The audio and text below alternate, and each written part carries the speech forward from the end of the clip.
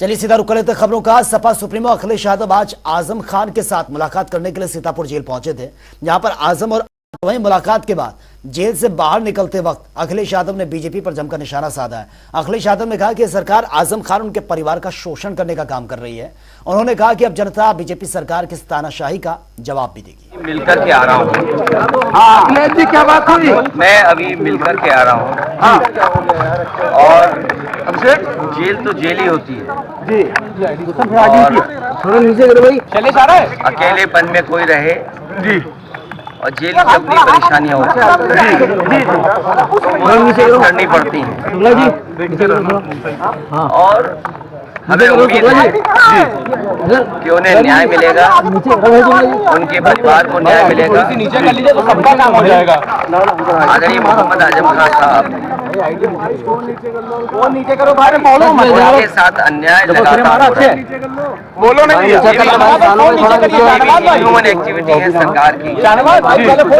परिवार एक साथ नहीं, जब परिवार को सजा मिली है और कहीं ऐसा आपको देखने को नहीं मिला होगा परिवार के लोगों के साथ अन्याय हो रहा है।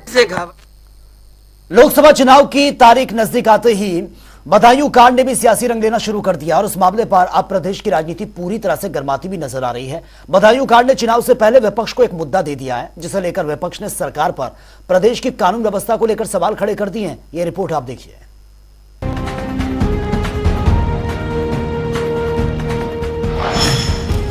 बदायूं में तनाव, बदलेगा चुनाव। बदायूं से सपा को मिलती है ऑक्सीजन। डबल मर्डर को मजहबी रंग देने में किसका फायदा? अपने कलेजे के दोनों टुकड़ों को खो चुकी बदायूं की संगीता का जो सवाल है, उसका जवाब पूरा देश जानना चाहता है। लेकिन 24 घंटे बीत गए, हत्या की वजह का अब तक खुलासा नहीं। मासूम आयुष और आहन की हत्या का आरोपी साजिश पुलिस एनकाउंटर में ढेर हो गया। दूसरा आरोपी जावेद को भी पुलिस ने गिरफ्तार कर लिया, जिसका वीडियो सोशल मीडिया पर वायरल हो रहा है। मैं तुरंत वहाँ से आया बदायूं के लिए, वहाँ पब्लिक बहुत थी। मैं सीधा दिल्ली भाग गया। मैं दिल्ली से सीधे बरेली आया हूँ अपने आप को सरेंडर करने के लिए, क्योंकि मेरे पास रिकॉर्डिंग है कई लोगों की, जहाँ से मेरे पास फोन आया कि तुम्हारे भाई ने ये कांड कर दिया है। नहीं ऐसा है। मैं एक बात बताऊं, सुनो मेरी फोन अभी ऑफ मैंने कर रखा बात सुनो। तुम अभी जैसे कहने मतलब भाई मैं देखो बहुत सीधा शरीफ आदमी हूँ। देखो एक का तो एनकाउंटर हो चुका है। हाँ भाई, मैं वो कौन था जिसका मेरा बड़ा भाई था, लेकिन उसने किया था। मैं उसमें बिल्कुल ही मेरा कुछ नहीं है। मेरा नाम जावेद है ना? मेरा नाम क्या नाम है तुम्हारा? मोहम्मद जावेद। मोहम्मद जावेद। जिला कौन सा तुम्हारा? बदायूं जिला। ठीक है। 12 दिन ले चलो। मुझे भाई पुलिस के हवाले करवा दो, क्योंकि मैं बिल्कुल मोहम्मद जावेद दोस्त हूँ भाई। हाँ, मोहम्मद जावेद आईडी कार्ड से देखा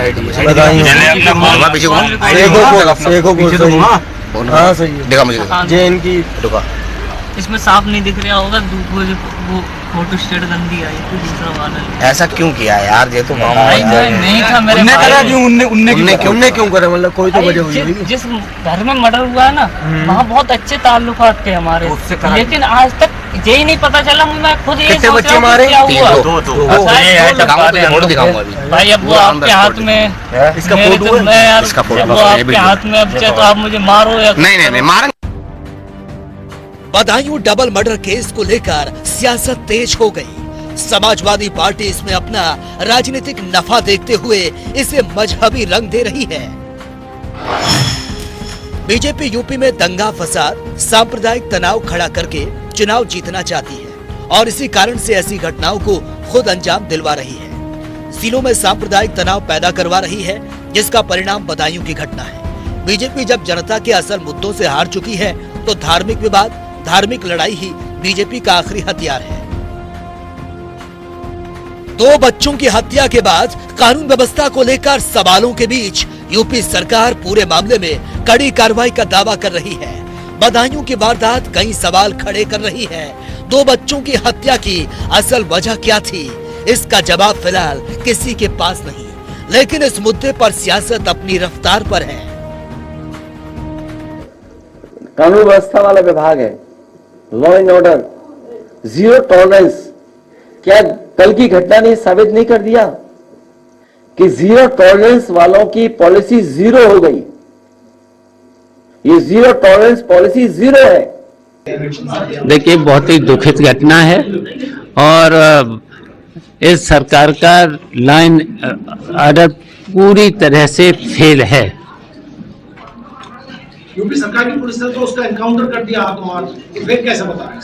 देखिए, जब एनकाउंटर तो कर ही दिया है तो इसकी खुलेगा कैसे? पहले खोलना चाहिए था, ये सब लोग चाहें, अब खुलेगा कैसे केस? समाजवादी पार्टी बदायूं की घटना के बाद अचानक लोगों में गुस्से के उबाल से यूं परेशान नहीं हो गई। असल में समाजवादी पार्टी का कोर वोट बैंक MY यानी कि मुस्लिम और यादव है, और बदायूं में भी समाजवादी पार्टी को मुस्लिम और यादव वोट ही नजर आ रहा है। शायद तभी वो पीड़ित से ज्यादा दोषी के पक्ष में नजर आ रही है। अखिलेश की रणनीति समझने के लिए आपको एक और आंकड़ा समझना होगा। क्या है सपा की रणनीति? बदायूं यादव 4 लाख है, मुस्लिम आबादी 8 लाख है और दलितों की संख्या 6 लाख है।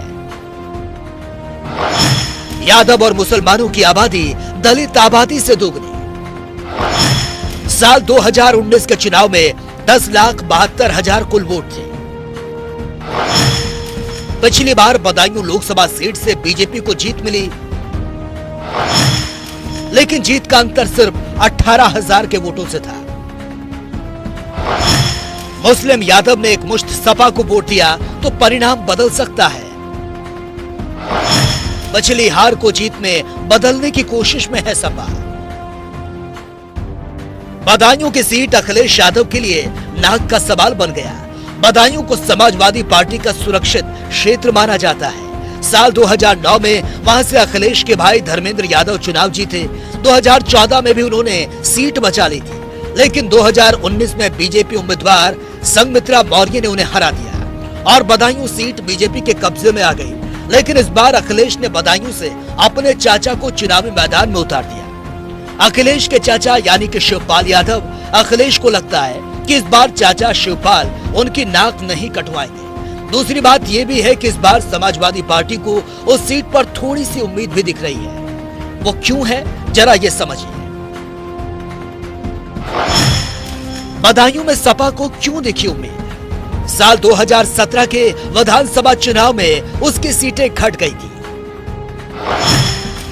सपा की 2019 में लोकसभा सीट चली गई। 2022 के विधानसभा चुनाव में दोबारा से बदायूं में सपा की सीटें बढ़ी, इसलिए 2024 में उसे जो उम्मीद दिख रही है। बदायूं में जो घटनाक्रम चल रहा है उसको डिकोड करें तो इसमें एक फॉर्मूला मौजूद है। इस फॉर्मूले की मदद से आप किसी भी सांप्रदायिक तनाव की क्रोनोलॉजी को समझ सकते हैं। सबसे पहले किसी भी घटना में हिंदू मुस्लिम का विवाद शुरू किया जाता है, फिर राजनीतिक दलों के नेता भड़काने वाले बयान देते हैं। बदायूं मामले में अभी यही हो रहा है। धर्म के आधार पर कई बार पीड़ित पक्ष के बदले दोषों को समर्थन दिया जाता है। बयान, नारेबाजी और खासकर नैरेटिव के जरिए जनता के ध्रुवीकरण की कोशिश होती है और कुल मिलाकर चुनाव में नफरत का माहौल बना दिया जाता है। स्पेशल डेस्क, जनता टीवी। राम मंदिर के तीनों तलों के निर्माण कार्य को इसी साल के अंत तक पूरा करने का टारगेट है और इसी के साथ ही 18 महीनों में राम मंदिर भी जो है 18 महीनों में राम मंदिर तैयार हो जाएगा। यह कहना है राम मंदिर ट्रस्ट के महासचिव चंपत राय का। और इसके साथ ही उन्होंने यह भी कहा कि रामलला के ललाट पर सूर्य अभिषेक और भी इसमें इंतजार अभी करना होगा। अभी मंदिर का पहला मंजिल, दूसरा मंजिल, फिर शिखर, परकोटा, शेषावतार मंदिर, 7 अन्य मंदिर और तीर्थ यात्री सुविधा केंद्र का आधा भाग, ऐसी बहुत सारी चीजें हैं जिनको अब एक साथ चलाकर इस काम को कोशिश की जाएगी कि 18 महीने में पूरा हो जाए।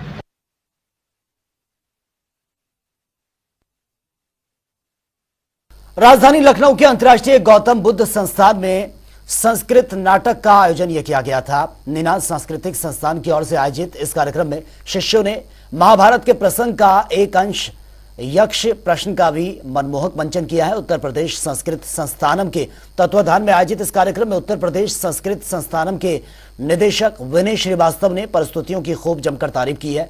वहीं इस कार्यक्रम के विशिष्ट अतिथि लखनऊ के महाराज समाज के अध्यक्ष विवेक फड़के रहे हैं और प्रस्तुत यह किया गया नाटक महाभारत के प्रसंग का एक अंश है, जिसके अंतर्गत चौपड़ में खेल में युधिष्ठिर समस्त जो संपदा है और पांडव सहित द्रौपदी को भी वो हार जाते हैं और नाटक के दूसरे भाग में वन गमन अवधि में एक एक करके सारे पांडव ने यक्ष प्रश्नों के भी उत्तर दिए।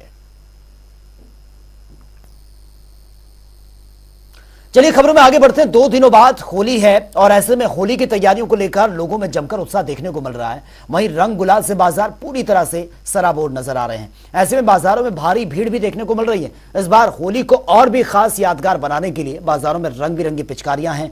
गुलाल के साथ साथ कई तरह के पटाखे भी नजर आ रहे हैं। और लखनऊ से हमारे संवाददाता तौकीर किदवई की एक ग्राउंड रिपोर्ट आप देखिए। 2 दिन बाद होलिका दहन, फिर उसके बाद होली का त्योहार यानी रंगों का त्योहार, जिसके लिए सबसे ज्यादा इंतजार बच्चों में रहता है। और बच्चे खासकर इसलिए भी इंतजार करते हैं क्योंकि रंगों के साथ उनको यहाँ पर पिचकारियां, तरह तरह के गुलाल उनको मिलते हैं खेलने के लिए। और देखिए इस बार हम दुकानों पे यहाँ पर खड़े हुए हैं और पूरी मार्केट ये होली के लिए सजाई जाती है कुछ दिनों के लिए। लखनऊ का ये IT इलाका है, यहाँ पर हर साल रंग बिरंगे आपको रंग नजर आएंगे। इसके अलावा ये दुकान कई तरह के सामानों से भी सजाई जाती है। दुकानदार है, इस बार कुछ नया भी देखने को मिलने वाला है। किस तरह की तैयारी और नया क्या है इस बार होली में? नया ये आया है कि ऑर्गेनिक गुलाल आए हैं, ऑर्गेनिक रंग आए हैं और ये चार्जेबल गने आई हैं। इसमें से जो है दबाने से इस तरीके से पानी निकलता है।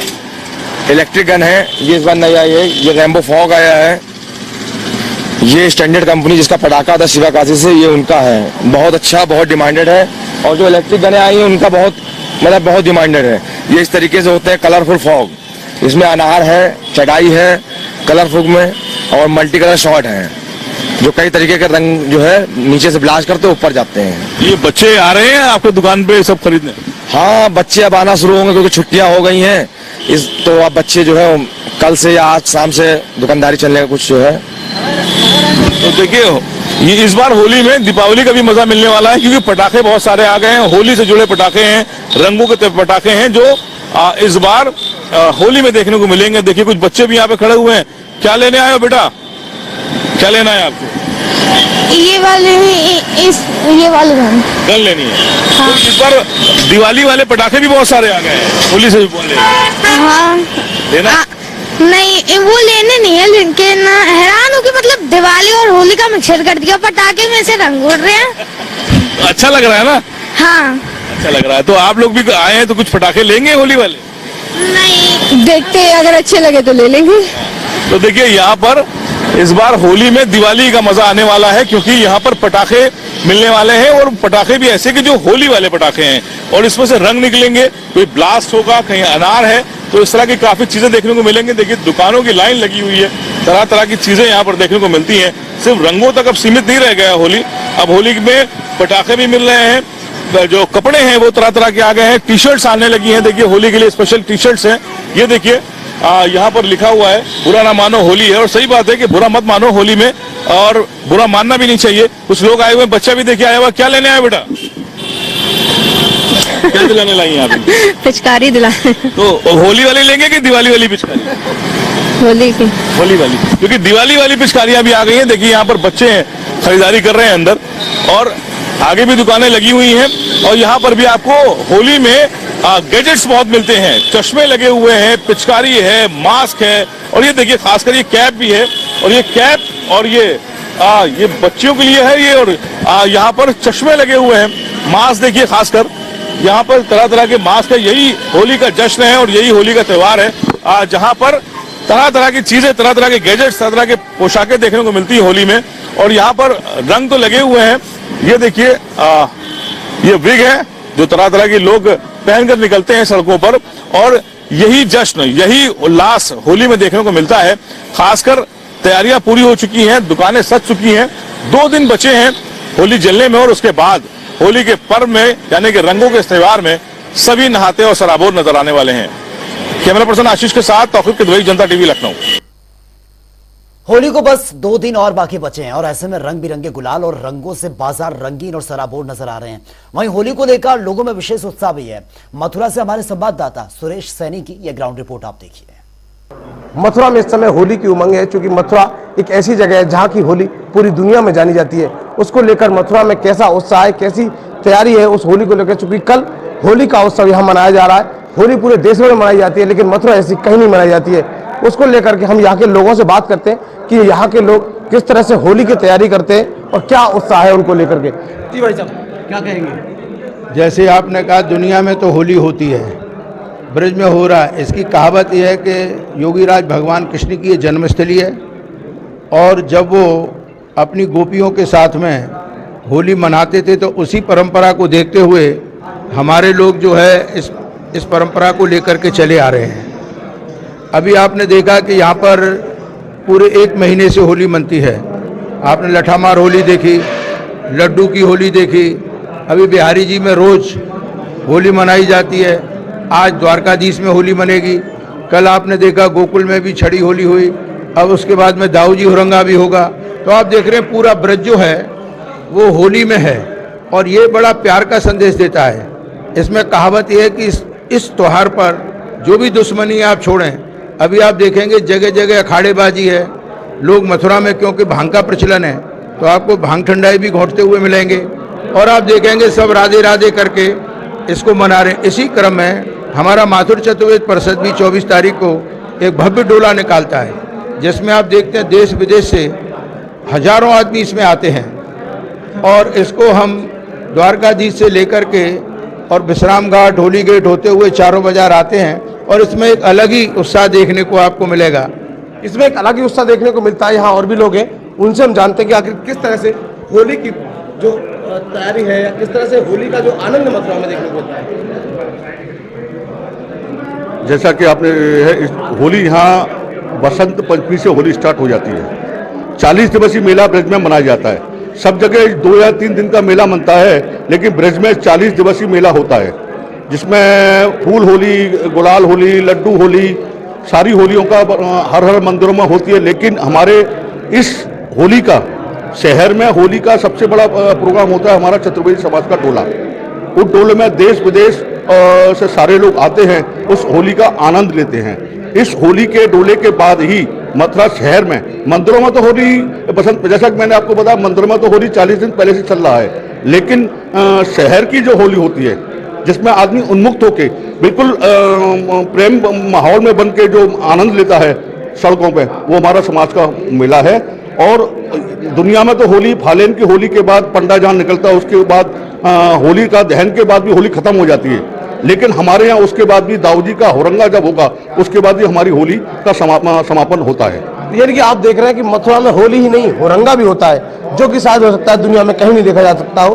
तो इसमें मथुरा की जो होली है उसमें किस तरह के आनंद यहाँ देखने को मिलते हैं, कैसा मस्ती होती है। भारत में 2 मुख्य त्योहार है जो कि पूरे भारतवर्ष में मनाए जाते हैं, एक दिवाली का और एक होली का। दिवाली का त्यौहार पूरे भारत में, विश्व में जहाँ हिंदू लोग रहते हैं सब मनाते हैं, परंतु होली का एक ऐसा त्यौहार है जो आपको ब्रज के अलावा इतनी भव्यता से कहीं नहीं दिखेगा। और दिवाली का जो त्यौहार है वो बड़े आदमियों का है। होली का जो त्यौहार है आप एक नीचे तबके से लेके और बड़े तबके तक का त्यौहार एंजॉय करते हैं। तो ब्रज में तो 40 दिन का जो त्यौहार है शुरू हो जाता है और 40 दिन आगे आदमी नित्य नई जगह त्यौहार होता है।